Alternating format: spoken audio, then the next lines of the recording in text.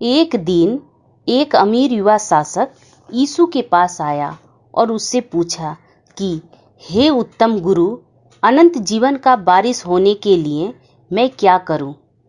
यीशु ने उससे कहा, तू मुझे उत्तम क्यों कहता है?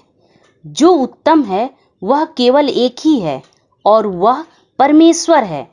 लेकिन तू यदि अनंत जीवन का वारिस बनना चाहता है तो परमेश्वर की आज्ञाओं का पालन करना। उसने पूछा कि कौन सी आज्ञाओं का पालन करने की आवश्यकता है?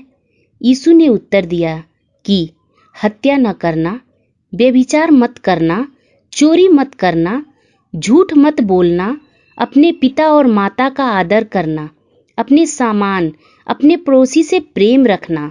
उस युवा व्यक्ति ने कहा कि जब मैं एक लड़का था तब से मैंने इन सब आज्ञाओं का पालन किया है अनंत जीवन पाने के लिए। अब मैं और क्या करूं? यीशु ने उसे देखा और उससे प्यार किया। तब यीशु ने उससे कहा, यदि तू सिद्ध होना चाहता है तो जा, अपना सब कुछ बेचकर कंगालों को दे दे और तुझे स्वर्ग में धन मिलेगा, और तब आकर मेरे पीछे हो ले। परंतु उस युवा शासक ने जब यह बात सुनी जो यीशु ने कही तो वह उदास होकर चला गया, क्योंकि वह बहुत धनी था और वह अपनी संपत्ति को नहीं त्यागना चाहता था। इसलिए वह मुड़कर यीशु के पास से चला गया। तब यीशु ने अपने चेलों से कहा, मैं तुमसे सच कहता हूँ कि धनवान का स्वर्ग में प्रवेश करना कठिन है। तुमसे फिर कहता हूँ कि परमेश्वर के राज्य में धनवान के प्रवेश करने से ऊंट की सुई के नोक से भी निकल जाना सहज है। यीशु की बात सुनकर चेले बहुत चकित हुए और कहा, फिर किसका उद्धार हो सकता है? यीशु ने उसकी ओर देखकर कहा, मनुष्य से तो यह नहीं हो सकता, परंतु परमेश्वर से सब कुछ हो सकता है।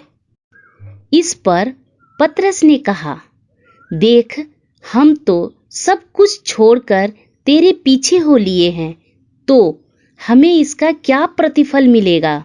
तब यीशु ने उससे कहा, मैं तुमसे सच कहता हूँ, जिस किसी ने घरों या भाइयों या बहनों या पिता या माता या बाल बच्चों या खेतों को मेरे नाम के लिए छोड़ दिया है, उसको 100 गुना मिलेगा और वह अनंत जीवन का अधिकारी होगा।